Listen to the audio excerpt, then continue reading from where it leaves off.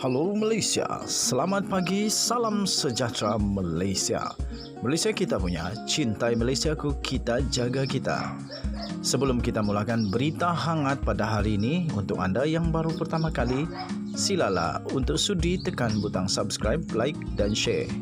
Sila juga tinggalkan komen anda kerana setiap komen anda amatlah dihargai.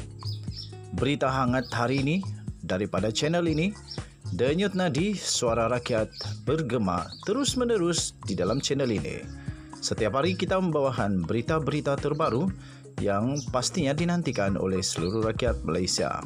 Kita akan mulakan berita kita. 1, 2, 3. Berita mula sekarang.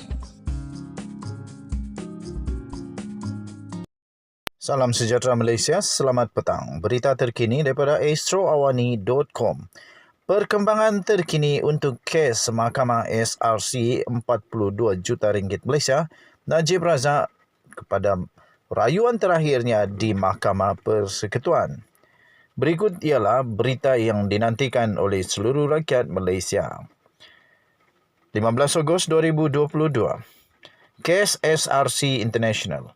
Bukti baru Najib berlandaskan kabar angin dan satu cubaan melengahkan perbicaraan, kata Peguam Sitam Baram.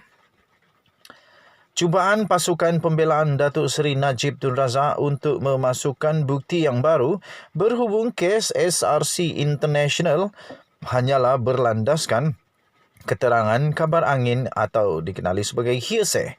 Mahkamah Persekutuan diberitahu pada hari ini. Cubaan pasukan pembelaan Datuk Seri Najib Tun Razak untuk memasukkan bukti baru tersebut hanyalah berdasarkan keterangan iaitu kabar angin hearsay. Demikian telah diberitahu kepada Mahkamah Persekutuan pada hari ini. Timbalan pendakwa raya iaitu Datuk V. Sintam Varam ketika memberi hujah balas berkata mahkamah perlu menolak bukti baru berkenaan kerana afidavit tambahan bekas Perdana Menteri itu berpandukan keterangan daripada hanya pihak ketiga. Beliau berkata, cubaan pasukan pembelaan itu untuk menurut pandangan pasukan pendakwaan tidak lebih daripada sekadar cubaan untuk melengah-lengahkan perbicaraan sekali lagi. Sekiranya permohonan pembelaan berjaya, Sintam Baram berkata, mahkamah berada dalam kedudukan yang amat sukar untuk mengetahui sekiranya saksi tersebut yang terdiri daripada 3 pegawai Suruhanjaya Pencegahan Rasuah Malaysia SPRM dan juga 2 lagi pegawai bank akan bercakap perkara yang sama sekiranya dipanggil ke kandang saksi. Katanya, apa akan terjadi sekiranya saksi itu bercakap perkara yang bercanggah dengan afidavit daripada Datuk Seri Najib Tun Razak? Sudah tentu kesemua ini akan menjadi sandiwara semata-mata, katanya lagi. Permohonan meminda notis dan usul itu telah didengarkan di hadapan panel 5 hakim yang telah dipengerusikan oleh Ketua Hakim Negara Tun Tengku Maimun Tuan Mat. Selain daripada itu, ia juga turut dibarisi oleh Hakim Besar Sabah dan Sarawak, Tan Sri Abang Iskandar Abang Hashim dan 3 Mahkamah Persekutuan iaitu Datuk P. Nalini, Datuk Mary Lim Tian Suan dan Datuk Muhammad Zabidin Muhammad Dia. Terdahulu pada hari ini pasukan pembelaan yang telah diketuai oleh Hisham T. Potek berkata, hakim perbicaraan dalam kes tersebut iaitu Datuk Muhammad Nazlan Muhammad Ghazali tidak mendedahkan bahawa beliau sebenarnya berada dalam Maybank Group yang bertanggungjawab terhadap pembentukan SRC International Sdn Bhd pada 2010.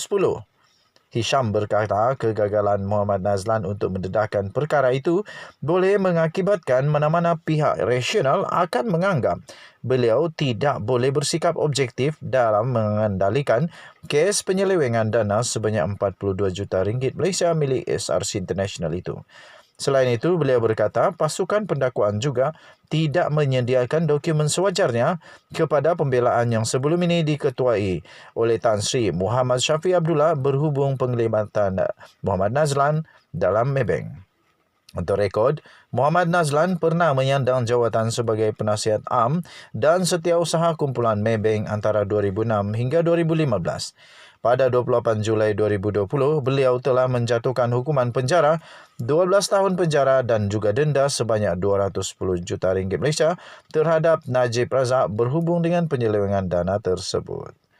Bagaimanapun dalam hujah balasnya, Sintam Barem berkata kedudukan Muhammad Nazlan dalam Maybank bukanlah sesuatu yang rahsia, malah pernah juga dilaporkan dalam beberapa artikel media sebelum ini.